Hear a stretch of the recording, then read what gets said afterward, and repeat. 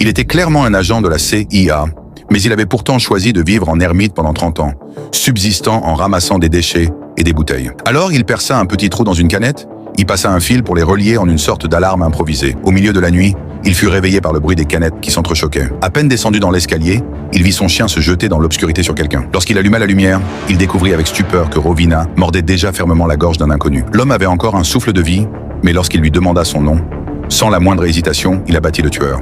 En fouillant le corps, il trouva effectivement un couteau à ressort spécialisé.